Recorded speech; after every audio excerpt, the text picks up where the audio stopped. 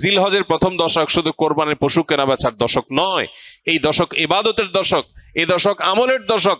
নবী করিম সাল্লাল্লাহু আলাইহি সাল্লাম বলেছেন, মা মিন আইয়ামিন আল আমালুস সালিহু ফিহিন্না হাব্বু ইলাল্লাহ মিন হাযিহিল আইয়াম। কিলা ইয়া রাসূলুল্লাহ ওয়ালাল জিহাদু ফি সাবিলিল্লাহ? ক্বাল ওয়ালাল জিহাদু ফি সাবিলিল্লাহ। নবীজি সাল্লাল্লাহু আলাইহি সাল্লাম বলেছেন, জিলহজের এই 10 দিন, পহেলা জিলহজ থেকে 10 জিলহজ পর্যন্ত, এই 10টা দিন নেক আমল করলে আল্লাহর কাছে এর মর্যাদা, মাহাত্ম্য, ফজিলত এত বেশি যে অন্য কোন সময়ের অন্য কোন আমলে আল্লাহ এত খুশি হন না বা আল্লাহর কাছে এত প্রিয় না, এই দশকের ভালো কাজ আল্লাহর কাছে যত বেশি প্রিয়। সাহাবীগণ জিজ্ঞাসা করলেন, হে আল্লাহর রাসূল, অন্য সময় আল্লাহর রাস্তায় জিহাদ করলে যে বিপুল ফজিলত, সেটার মর্যাদাও কি এই দিনের চাইতে বা সেটাও কি আল্লাহর কাছে বেশি প্রিয় না? নবীজি বলেছেন, না, ওয়ালাল জিহাদু ফি সাবিলিল্লাহ, অন্য সময় জিহাদ করেও আল্লাহর কাছে এই দশকে নেক আমলের সমান সওয়াব পাওয়া সম্ভব না বা আল্লাহর প্রিয় নয়। তবে অন্য সময় যদি কেউ জিহাদ করতে বের হয়ে তার জান মাল সব কোরবান করে দেয়, তার কথা ভিন্ন, তার সাথে কারো কোনো তুলনা নেই। তাহলে ভাইরা আমার, এই দশকে নেক আমলের ব্যাপারে নবী আলাইহিস সালাম এত বেশি গুরুত্ব আরোপ করেছেন, এত বেশি গুরুত্ব দিয়েছেন, আল্লাহ তাআলার কাছে সবচেয়ে বেশি প্রিয়। এই জন্য এই দশকে আমরা নেক আমল করার চেষ্টা করবো তো ইনশাআল্লাহ।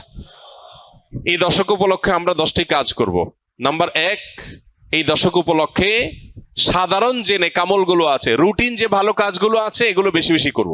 কারণ এই যে মাত্র যে হাদিসটা শুনলাম যে এই দশকের ভালো কাজ আল্লাহর কাছে সবচেয়ে বেশি প্রিয়, অতএব আল্লাহর কাছে যেহেতু সবচেয়ে বেশি প্রিয়, রমজানের পরে, রমজান তো মাস হিসাবে সবচেয়ে সেরা, দিন হিসাবে সবচেয়ে সেরা এই দশক, এই দশকের আমল যেহেতু আল্লাহর কাছে বেশি প্রিয়, অতএব এই দশকে যে কোনো ভালো কাজ, 5 ওয়াক্ত নামাজ পুরুষরা জামাতের সাথে তাকবীরুল্লাহর সাথে যতটা গুরুত্বের সাথে সম্ভব পড়বো, আর মহিলারা সময় মতো যথাসম্ভব উত্তম উপায়ে আমরা নামাজ পড়বো।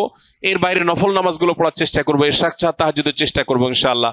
যত নফল আমল করা যায়, ফরজ আমলগুলোর ইহতিমাম বা গুরুত্ব আরোপ করা যায় সেগুলো করব। 1, নেক আমল করা বেশি বেশি, কোরআন তেলাওয়াত, জিকির, আজকার সবগুলো।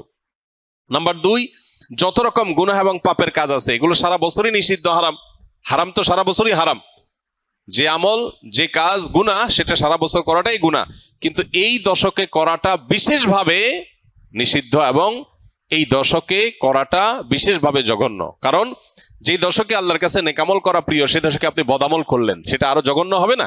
তো এই জন্য এমনিতেই সম্মানিত 4 মাস সম্পর্কে আল্লাহ রাব্বুল আলামিন বলেছেন, ফালা তাজলিমু ফিহিন্না আনফুসাকুম, এই দশক, এই মাসগুলোতে তোমরা নিজেদের প্রতি অবিচার করো না। এই জন্য জিলহজের প্রথম দশক সম্মানিত 10 মাস, 4 মাসেরও অংশ, আবার মর্যাদাপূর্ণ দশক, আল্লাহর কাছে সবচেয়ে প্রিয় নেক আমলের জন্য। অতএব সেই দশকে আমরা গুনাহ থেকে, পাপের কাজ থেকে বেঁচে থাকার ব্যাপারে বিশেষভাবে যত্নশীল থাকবো ইনশাআল্লাহ।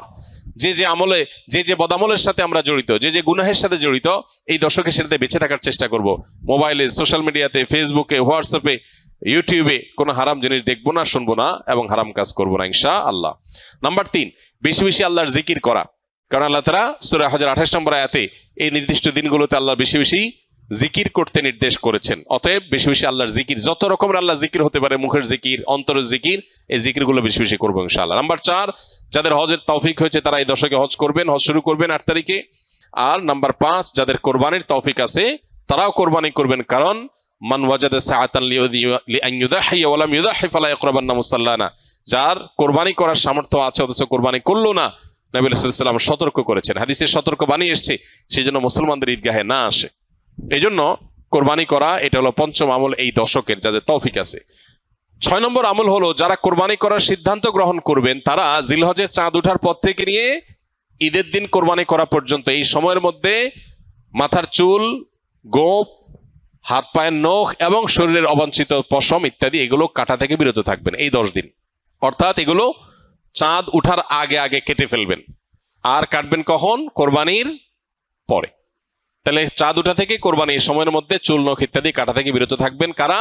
যারা কোরবানি করার নিয়ত করেছেন। যদিও এখানে কোরবানি যারা করার নিয়ত করেন নাই, সে মানুষগুলোর জন্য এই আমলের কথা অনেক উলামা একরাম বলেন এবং উভয়টার সপক্ষেই কম বেশি দলিল এবং যুক্তি আছে।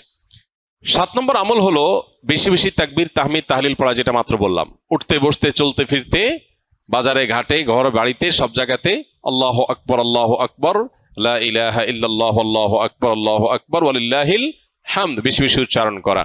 আমরা মোবাইলের ওই যে ওয়েলকাম টিউন হিসাবে তাকবীর কিভাবে সেট করা যায় সেটার জন্য আমরা প্ল্যান করতে পারি, প্রোগ্রাম করতে পারি। আর কতভাবে মানুষকে স্মরণ করানো যায় হালাল উপায়ে, বৈধ উপায়ে, সেটা আমরা চেষ্টা করতে পারি। তাহলে 7 নম্বর আমল হলো বেশি বেশি তাকবীর, তাহমিদ, তাহলিল পাঠ করা। এটা এই 10 দিন ধরে রাত দিন কোনো সংখ্যা ছাড়া যার যতটুকু তৌফিক হয়। 8 নম্বর আমল হলো এই তাকবীরটাই আইয়ামে তাশরিকে অর্থাৎ জিলহজের 9 তারিখ বাদ ফজর থেকে নিয়ে জিলহজের 13 তারিখ আসর পর্যন্ত প্রত্যেক নামাজের পরে একবার করে পাঠ করা, নারী পুরুষ সবাই। এটা আবশ্যক, সবাইকে করতে হবে প্রত্যেক নামাজের পরে একবার করে। এটা হলো তাকবীরে মুকাইয়াদ বলে, নির্দিষ্ট তাকবীর এই দিনগুলোতে এই নামাজের পরে। আর প্রথমটা বললাম 7 নম্বর আমলটা হলো সাধারণ তাকবীর, তাকবীরে মুতলাক, অর্থাৎ এই দশক জুড়েই সবসময় বেশি বেশি তাকবীর পাঠ করা। তাহলে 8টা আমল পেয়ে গেলাম। 9 নম্বর আমল হলো জিলহজের 9 তারিখে রোজা রাখা। যারা আরাফায় যেতে পারেন নাই, বিশ্বজুড়ে যে মুসলমানরা আছেন তারা এই দিন রোজা রাখবেন। এই দিনে রোজা রাখলে কি লাভ হবে? নবী আলাইহিস সালাম বলেছেন, আহতাসিবু আল্লাহি আন ইউকাফিরাস সানাতাল্লাতী ক্বাবলাহু ওয়াল্লাতী বা'দাহু। অর্থাৎ জিলহজের 9 তারিখে আরাফাত দিনে রোজা রাখলে কেউ তার 1 বছর আগের আর বেঁচে থাকলে অগ্রিম 1 বছর পরের গুনাহ আল্লাহ মাফ করে দিবেন। অর্থাৎ সগীরা গুনাহগুলো আল্লাহ তাআলা মাফ করে দিবেন। এই জন্য এই আমলটা করার চেষ্টা করা। শুধু জিলহজের 9 তারিখই নয়, অনেক উলামা ইকরাম জিলহজের 1 থেকে 9 পর্যন্ত এই সবগুলো দিনকে রোজা রাখাটাকে মুস্তাহাব বলেছেন। আর 10 নম্বর আমল হলো ঈদের দিনে যে সুন্নাহগুলো আছে সেগুলো পালন করা। অতএব জিলহজের এই দশককে আমল এবং ইবাদত দিয়ে সাজাবার চেষ্টা করবো তো আমরা ইনশাআল্লাহ। বেশি বেশি তাকবীর, তাহলিল, তাহমিদ নিজেরা পড়বো, অন্যদেরকে উদ্বুদ্ধ করবো, চেষ্টা করা যাবে না ইনশাআল্লাহ। আল্লাহ রাব্বুল আলামিন আপনাকে আমাকে আমাদের সবাইকে আমলের তৌফিক দান করুন।